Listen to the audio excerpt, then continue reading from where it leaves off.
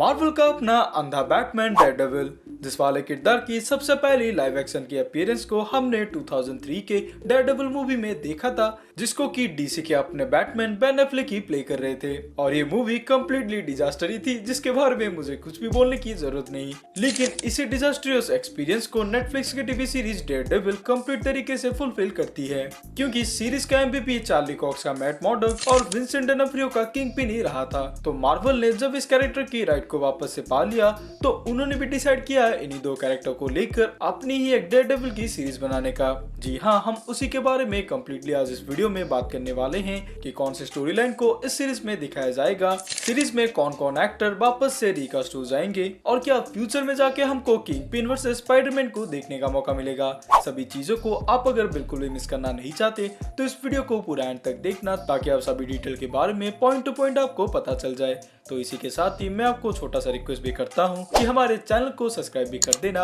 और अगर ऐसे ही इन्फॉर्मेटिव वीडियो आपको अच्छी लगती है तो इस वाले वीडियो को लाइक भी कर देना। और साथ ही में आप हमारी इंस्टाग्राम पेज को भी फॉलो कर सकते हो, जिसमें कि हम रोज ही काफी सारे मार्वल और पॉप कल्चर से रिलेटेड डेली पोस्ट करते रहते हैं। तो उसका भी लिंक आपको डिस्क्रिप्शन बॉक्स में मिल जाएगा, तो एक बार के लिए जरूर से ही विजिट करना। खैर, इसी के साथ ही चलिए वीडियो को शुरू करते हैं। एमसीयू में डेयरडेविल की सीरीज का नाम डेयरडेविल बॉर्न अगेन रखा गया है, जिसको कि 2024 में ड्रॉप किया जाएगा। ऐसे ही प्लानिंग चल रही है, लेकिन जिस तरीके से मार्वल के प्रोजेक्ट डिले होते हुए जा रहे हैं, तो ऐसे में कुछ हम श्योर होके नहीं कह सकते। बात करें इसी सीरीज के बारे में, तो कॉमिक बुक में भी हमें सिमिलर नाम से एक कॉमिक बुक की स्टोरी देखने को मिलती है, जिसको कि 1986 में स्टोरी को पब्लिश किया गया था, जिसको कि फ्रैंक मिलर ने ही लिखा था। एमसीयू के सीरीज में भी काइंड ऑफ सिमिलर सी स्टोरी लाइन दिखाई जा सकती है, क्योंकि उस वाले स्टोरी आर्क में भी हमें सिमिलर सी स्टोरी लाइन दिखाई जाती है कि किस तरीके से डेयरडेविल अपने आप को स्ट्रगलिंग लाइफ से गुजारकर एक नए लाइफ की ही शुरुआत करता है। बात रही अगर नेटफ्लिक्स से कनेक्टिविटी की, तो जी नहीं, ये कम्प्लीटली एक सॉफ्ट रिबूट होने वाला है,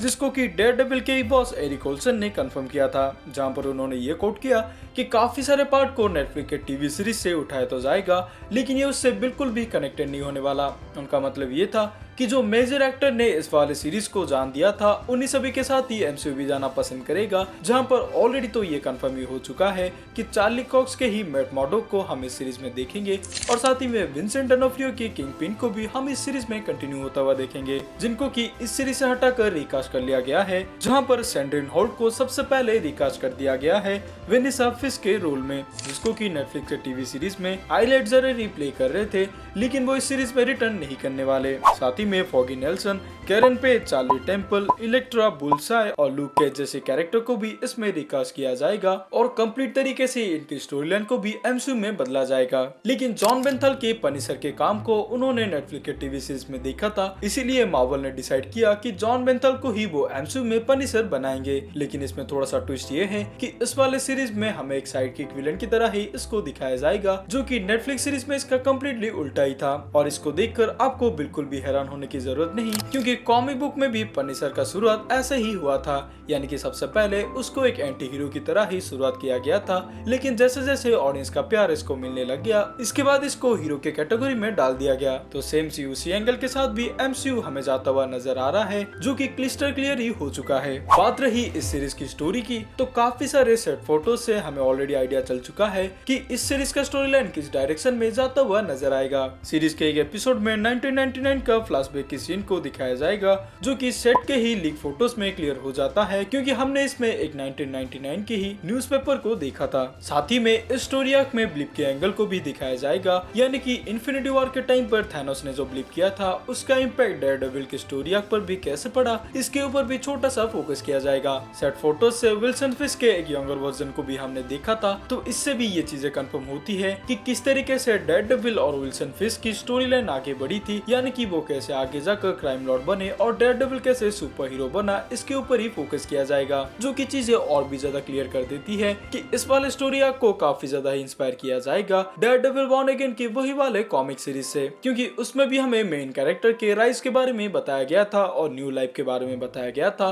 तो सेम सी उसी वाले स्टोरी लाइन को छोटा सा एक रिबूट की एंगल देकर मार्वल की सीरीज में पेश किया जाएगा। 2-3 रूमर्स ऐसे भी कहती है कि नो वे होम की उस वाले डॉट को भी कनेक्ट किया जाएगा कि किस तरीके से डेयरडेविल ने स्पाइडरमैन के केस को संभाला था, उस वाले एंगल पर भी इस वाले सीरीज में छोटा सा एक ट्रिब्यूट दिया जाएगा। और विल्सन फेस के एक्टर विंसेंट डोनोफ्रियो ने एक छोटा सा कोटेशन भी दिया था कि वो काफी ज्यादा ही उतावले हैं स्पाइडरमैन को अपने हाथ से मसलने के लिए, जो कि और भी ज्यादा कंफर्म करता है कि फ्यूचर में हमें हो सकता है स्पाइडरमैन वर्सेस विल्सन फिश को फाइनली देखने का मौका मिल जाए, जो कि सच में काफी ज्यादा इंटरेस्टिंग होने वाला है। क्योंकि विंसेंट डोनोफ्रियो और टॉम हॉलैंड के पीटर पार्कर को देखकर सिमिलर सी आपको कॉमिक बुक की वाइब आएगी, क्योंकि इन दोनों के बीच लगभग साइज डिफरेंस उतना ही है जितना कि हमने कॉमिक बुक में देख रखा है। और सिर्फ नो वे होम ही नहीं बल्कि हमें एंटमैन 3 से भी इसका कनेक्टिविटी दिखाया जा सकता है, क्योंकि सेट फोटोज से हमने ऑलरेडी होप वैन डाइन के कंपनी का लोगो हमने देख रखा है, जो कि और भी ज्यादा कंफर्म करता है कि मल्टीपल सीरीज से इसके कनेक्शन हो सकते हैं। और फाइनली जाते जाते मैं आपको और एक इंटरेस्टिंग फैक्ट बता दूं कि ऐसे भी हेवीली रूमर किया जा रहा है कि कोई मेजर कैरेक्टर ही हमें इस सीरीज में आता हुआ नजर आएगा, जो कि इस सीरीज के हाइप को और भी ज्यादा बढ़ा देगा। तो आपके नजर में क्या ही लगता है कि कौन सा मेजर कैरेक्टर इस वाले सीरीज में आता हुआ नजर आएगा? कमेंट सेक्शन में जरूर से लिख के बता देना। साथ ही में वीडियो अगर इंटरेस्टिंग थी तो इसको एक लाइक कर देना